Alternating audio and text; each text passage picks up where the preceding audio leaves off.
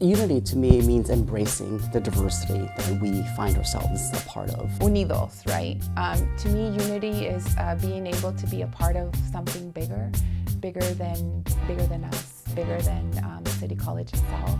Unity is a word that you don't do anything alone, that you have a group of people who are in for a greater purpose, and that purpose is to help our students. Unity has that root word of uning, which means one. But funny enough, it encompasses a deeper, broader, more complex thing or concept wherein it's everybody together, and then that's what makes you one. So unity is all about community. It's about coming together. To not only tolerate, but to really embrace who we are, how we come together, how we work together, how we resolve differences, and how we make things happen, and how can we achieve goals, and how can we really serve our community, and how can we really work in a united way to make sure that we don't forget the things and forget the people, forget the marginalized populations that we're here to serve. Service is an action, and I think that if we think about what unity should mean, it's really kind of focusing on the service as that process and developing unity in that way. It's a way to showcase how you resemble or you can make a difference in someone, and it's a way to also work with other people, right? Sometimes we have to be present and in different conversations while they may be hard, right? But this is also one of the skills that we want our students to have, that they can be present, they can sit at the table, right? They can make a difference in their own lives by just sitting at the table, listening, and just sharing their stories and their responses. It all comes from just a place of civility, which is a place that I think our society is being pulled farther and farther from as we live in this highly divisive political era that we're in.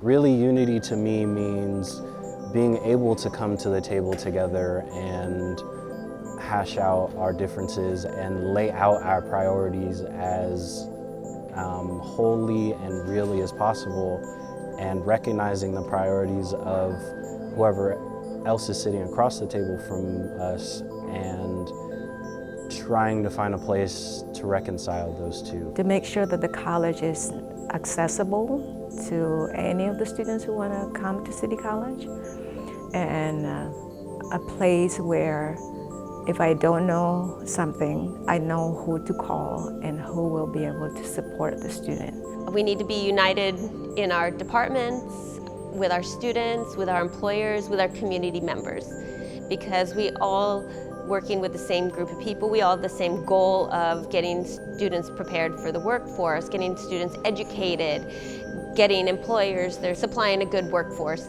and enriching people's lives. Our program is just so inviting for everyone, and we don't care who you are or where you come from. It's just like, it's just one of those type of trades where everyone's invited.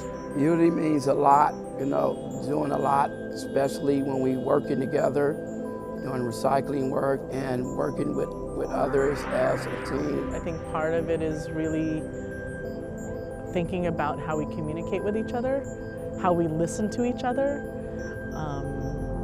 how we create space for each other, and are very intentional about that work. No matter what race we are, no matter our age, sexual orientation, whatever it may be, at the end of the day, we're all one human race. When we talk about it in landscape design, it's some kind of a thread that follows and pulls everything together. So the landscape, the design is cohesive, and it looks like it's all tied together, like a tapestry or a weaving that you would do. And it could be something conceptual, thematic, like these are all California native plants that you used. Or it could be something broader than that, which encompasses color and people and cultures and everything else. So as a word, then the unity seems imperative in terms of when you're working in the garden, you have to realize that Mother Nature rules everything, but between you and nature and your work in the land, what ties it together, that you're not separate, that there's a unity involved, and that's what you're trying to achieve. That's what you're trying to be. Somewhere in the middle, just like any old worm or snake or caterpillar or anything like that, you're part of it, but you're working in conjunction with in this dynamic system.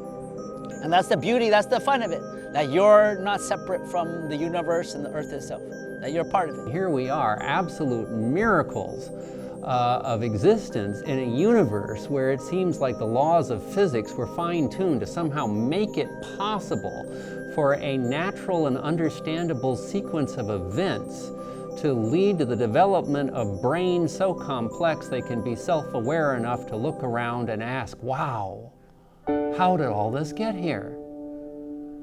I feel that all of the 7.5 billion people on the planet, I wish I could bring them to that same wonder with me, because one of the biggest wonders of my existence is how it came to be.